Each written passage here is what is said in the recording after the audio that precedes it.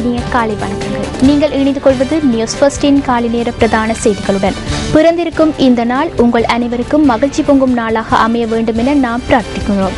இன்றைய காலை நேர பிரதான செய்திகளோடு நான் தாரணி தங்கராஜா. இன்றைய விரிவான செய்திகளுக்கு செல்லும் முன்னர் முதலில் தலைப்புச் செய்திகள்.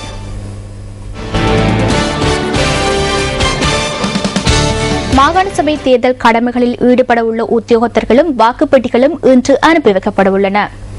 வாக்குப்பெட்டிகளை கொண்டு செல்லும் நடவடிக்கைகளுக்காக விசேட பாதுகாப்பு ஏற்பாடுகள் மேற்கொள்ளப்பட்டுள்ளதாக போலீசார் தெரிவிப்பு. சிறிய ரசாயன ஆயுதங்களை பயன்படுத்தியமை தொடர்பில் கண்டிப்பான தீர்மானம் ஒன்றினை ஐக்கிய நாடுகள் சபை எடுக்க வேண்டும் என அமெரிக்க ராஜாங்க செயலாளர் கருத்து.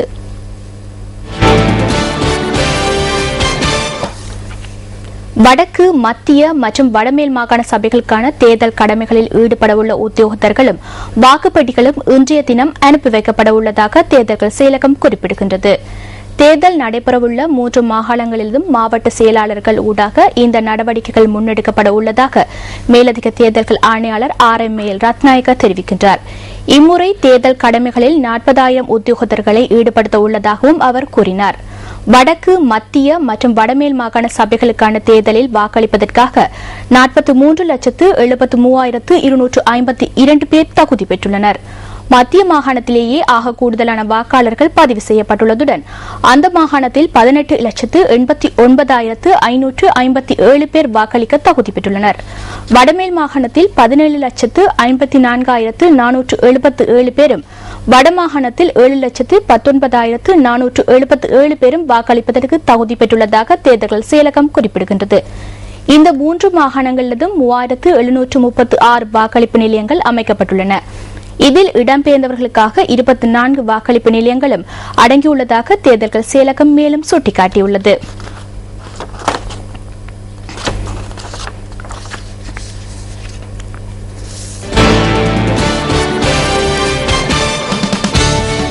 வாக்களிப்பு நிலையங்களை நோக்கி வாக்குப்பெட்டிகளை கொண்டு செல்லும் நடவடிக்கைகளுக்காக இன்றைய தினம் விசேட பாதுகாப்பு ஏற்பாடுகள் மேற்கொள்ளப்பட்டுள்ளதாக போலீசார் தெரிவிக்கின்றனர். அத்துடன் வாக்களிப்பு நிலையங்கள் தோறும் 2 போலீஸ் உத்தியோகத்தர்களை பாதுகாப்பு கடமையில் ஈடுபடுத்த உள்ளதாக போலீஸ் ஊடக பேச்சாளரும் போலீஸ் அத்தியட்சகருமான புத்திக ஸ்ரீவர்த்தன குறிப்பிடுகின்றார்.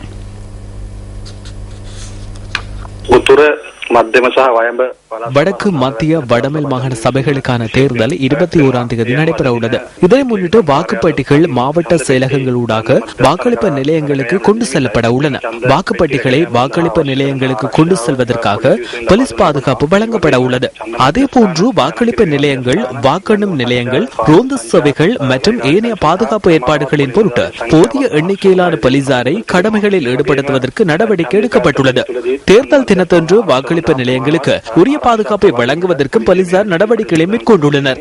குறிப்பாக அமைதியான தேர்தல் ஒன்று நடத்தப்படுவதற்கான ஒத்துழைப்புகளை அனைத்து தரப்பினரும் போலீசாருக்கு பெற்றுத்தர வேண்டும்.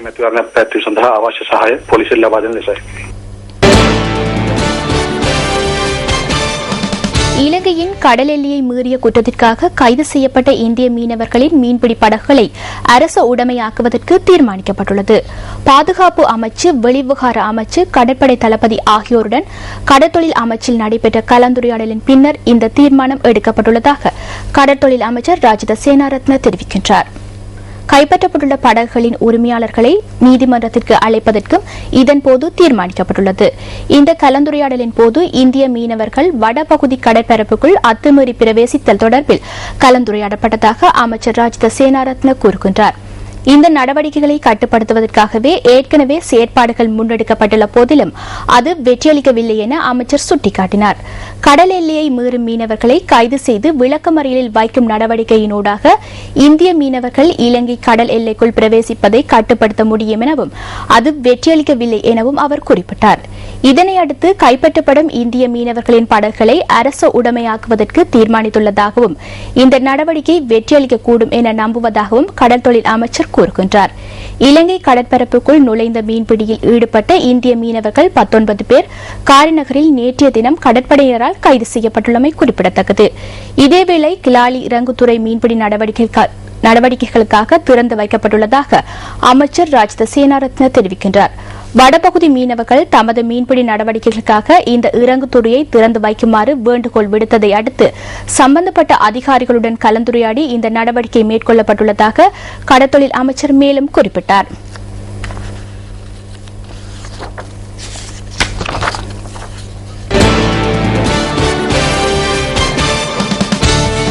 வெள்ளவாய குடாய பகுதியில் தாய் மற்றும் மகள் இரட்டை கொலை சம்பவம் தொடர்பில் 4 கைது செய்யப்பட்டுள்ளனர்.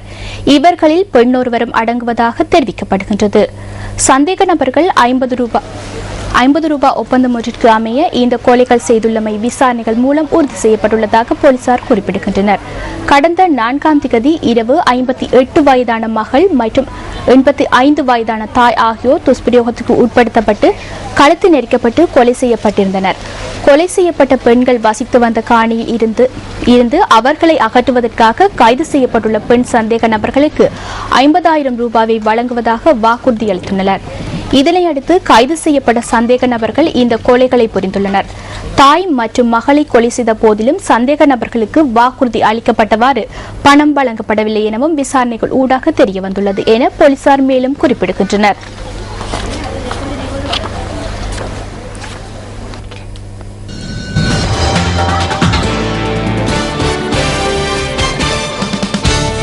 இலங்கை மத்திய வங்கி வெளியிட்ட நாணய மாற்று விகிதங்களை சுமந்து வரும் பிஸ்வஸ் தொகுப்பு அடுத்து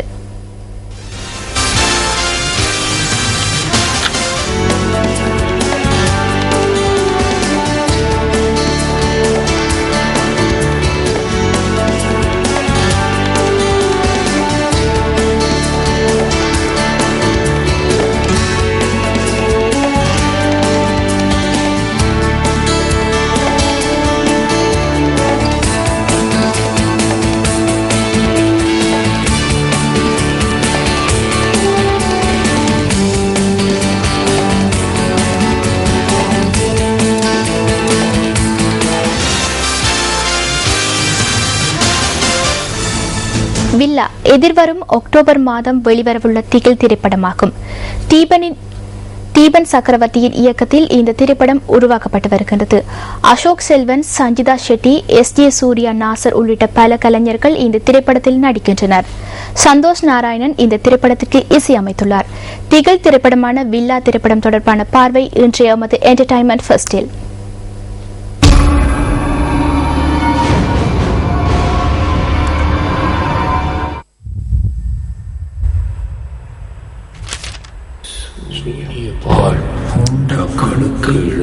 புனைவும் புதிராகும் தன்மையை வெள்ள கடுவேற்ற தன்னிலை நாளும் தவறி நினைவழி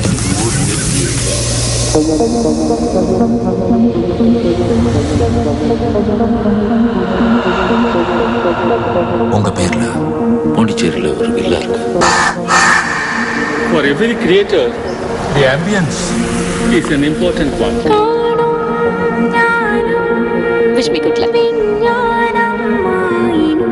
நம்ம கல்யாணம் இந்த வீட்ல.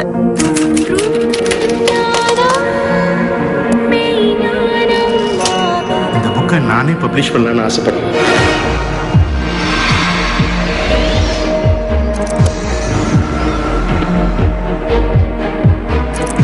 இப்போ ஜஸ்ட் ஆப்போசிட்டை பத்தி கொஞ்சம் நினைச்சு பாருங்க. இங்க இறந்தவங்க யாரும் துரோகிகளும் இல்லை. ஆனா அந்த வீடு நாங்க வர வச்சது இறக்க போறவங்க யாரும் நல்லவங்களும் இல்லை. இங்க நல்லவங்க கெட்டவங்கன்ற பேதமே இல்லை. டெஸ்டினி. ரைட் ஆகணும்னு ஆசைப்பட்டது அவ்வளவு பெரிய தப்பா?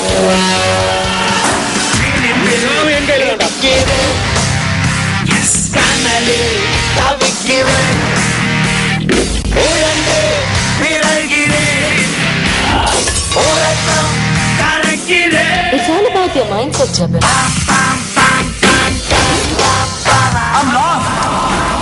அந்த ஊர் வேணாம் சார்.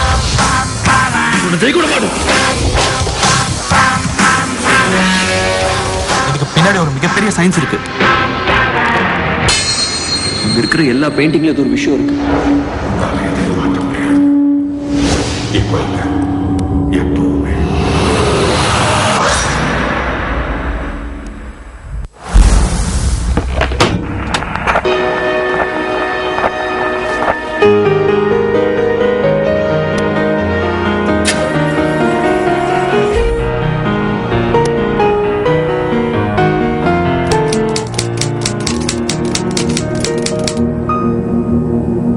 சீக்கோலா? இல்ல சார், இது டோட்டலா வேற கதை சார்.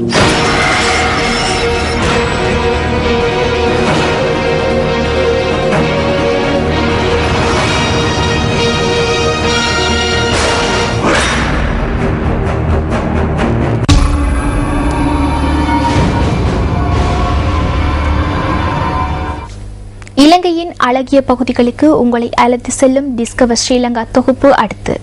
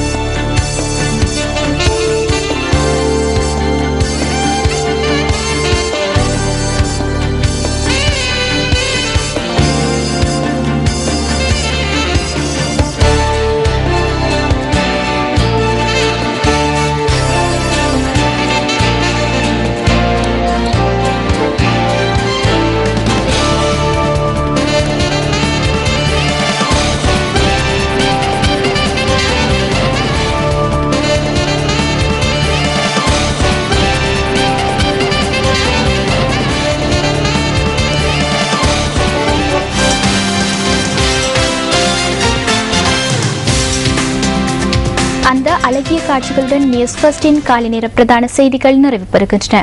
எமது மதிய நேர பிரதான செய்திகளை பிற்பகல் 1 மணிக்கும், எமது மணித்தியால செய்தியை 10:25க்கும் எதிர்பாருங்கள்.